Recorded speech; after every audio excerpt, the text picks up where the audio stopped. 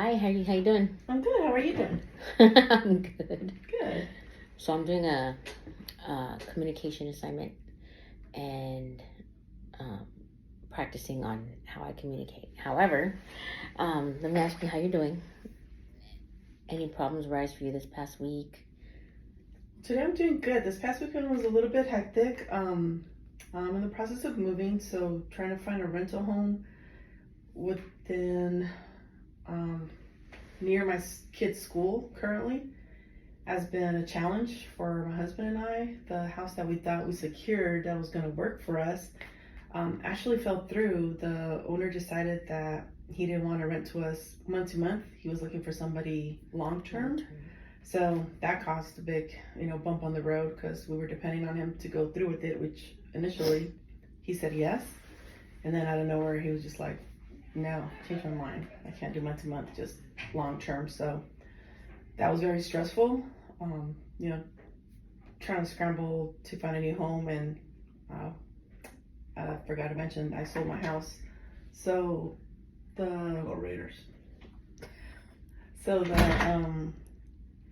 my house closes escrow on the 29th, and I have to be out of the house on October 2nd. So that was a big stressor. But luckily, we found a cute little home in Norco, and we'll be moving there. It sounds stressful. Very. It was. So what do you do when you get stressed out? What kind of coping skills do you use if you're stressed and you're around your kids, or how do you manage that? It just depends on the situation. For example, for this one, I did panic. I didn't know where I was gonna be at on the second if I didn't have a home. I mean, worst case scenario, I would have to rent a room at a hotel, but that was last case scenario. I have families here that probably would have allowed me to stay with them, but I don't want to impede their personal life or their privacy.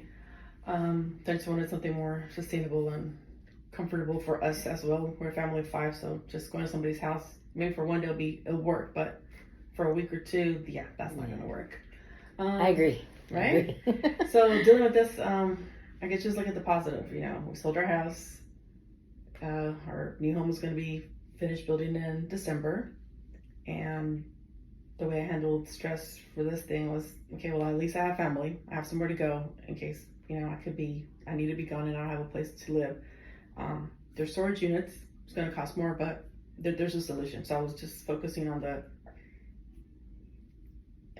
if nothing works out, what can I do? So that's how I normally, focus. But my go-to stressor to de-stress is going to the beach and just listening to the waves. So when you're in the moment, do you practice any breathing techniques? Do you ground yourself? Do you count from 10 to 1? Do you give yourself positive self-talk? Positive self-talks I have done in the past. Like I said, it just depends on the situation. I know you're recording. You can't see me, but I normally do this with my fingers just to kind of ground me. The tapping. Yeah, my fingers just like, all right, just conscious of, hey, this was happening. Mm-hmm. It works, right? It works for me. Mm-hmm. It works for me too. Yeah, so in the moment, that's one of my techniques that I use.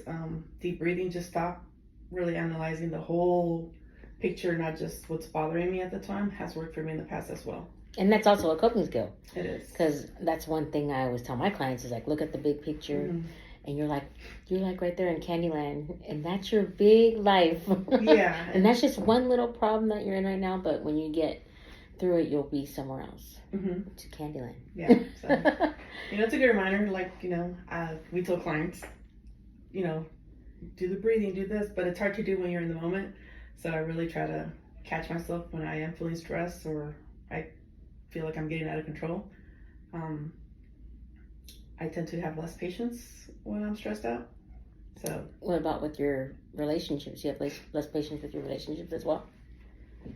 Relationships with my family? Mm-hmm. Yeah. Well, because they're the closest ones to you. Yeah. So I do see, like, sometimes when I have, a lot of things going on at work, sometimes I'm real short with my kids, or if they're talking to me, I just ask them, like, hey, please give mommy a break.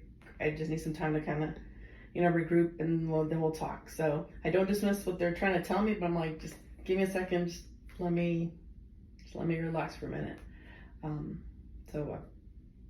So now if I know I'm stressed, what I started doing, I just sit in the car until I'm okay to go inside, because I know once I go inside, it's, mommy this, mommy It's that. on and popping. Huh? It's on and popping. Yeah. So that's one technique that I just recently started doing, maybe 2 months ago. Just stay in the car until I'm ready to be a mom inside the house and be present. That's really good. Yeah. So what do you do for self-care? Self-care. That doesn't mean take care of the kids though, No. or cook dinner. What do you do for self-care for yourself? Well, I love getting massages. That's my to-go-to. But Okay. I really like going to the beach. Yeah, just sitting The there, beach is amazing. watching the sunset, hearing the waves, just thinking about nothing, just staring at the beach. Because the wave sounds are amazing. Mm-hmm. Yeah, especially in the afternoon. There's not a lot of people there, and then you hear like the birds, Mhm. just the waves crashing. I really like going to Laguna Beach or Newport. Those are my two favorite beaches. That sounds so fun. It is. Can I go with you? Yes, ma'am. Yeah. Cool. Okay. Thank you. You're welcome.